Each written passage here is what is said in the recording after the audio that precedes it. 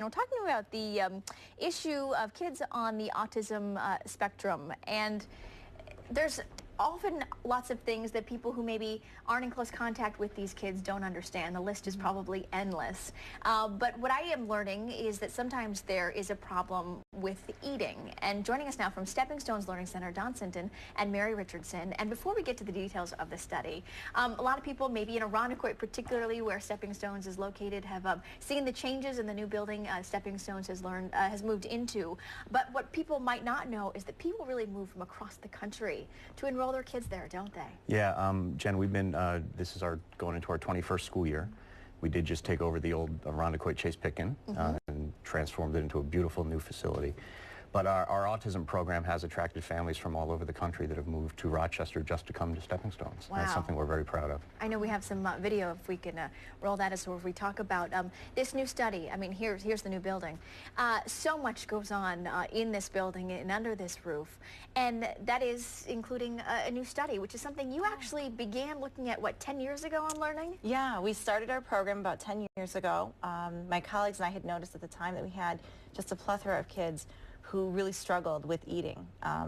So we put together a program to address that, and we had just tremendous success with these kids, getting them to try new foods and reducing their anxiety. So we presented a regional-wide conference. We had people from all over New York State who came, and we were approached by somebody from the University of Rochester, and she said, Mary, do you have research on this? I said, no. And she said, you know what, this is really relevant. I think you should. So we have collaborated with the University of Rochester and started a study looking at the effectiveness of the program we developed. Wow.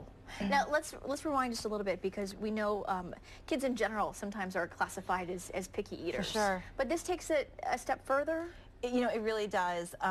Researchers have looked at, like, why is this happening? And they've pinpointed some different ideas. Nothing concrete yet, but one of the things that they've looked at is, you know, kids on the autism spectrum typically are highly sensitive to different sensory experiences, and some of that can be taste and smell and texture.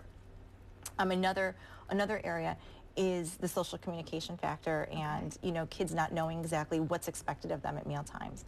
And then the last piece of that may very well be that our kids tend to get stuck on things, and they may be getting stuck on the foods that they're eating, or the types of food they're eating, or the way that they're eating. So all those things kind of play into what takes just a normal picky eater and really multiplies that for kids on the spectrum. Now, I imagine there's some moms out there, or dads, or grandparents, what have you, saying, I can't wait to hear the results of this study, because this is exactly what's going on in my house. I know the study really just began. Any timeline for when you think you might be able to display what you've learned? You know, we're hoping within the next 6 months, really, that we'll have gotten things wrapped up a little bit and have some results to look at by then. In the meantime, Stepping Stones, I know there's some programs going on over the summer now, and this is for kids on the spectrum and kids who aren't. Our program is fully inclusive, so from birth to age 21, we service kids with and without special needs. We run an early learning program, and this new building allowed all of our programming to expand, but also allowed us to become the region's first, you know, like fully inclusive child care center. So not only can a child come for their preschool programming, they can stay for the entire day, and that's a child that's typically developing or one with special needs. And what I've been there a few times, what I didn't realize too is the, you know, you sort of think of the, you know, 9 to 3 time frame, but there's programs really going, you know, late into the evening from 7 in the morning till 6 at night. Well, you can always learn much more on the Stepping Stones Learning Center website. And congrats on the new building. I know it's been about a year, but it looks awesome. Thank you.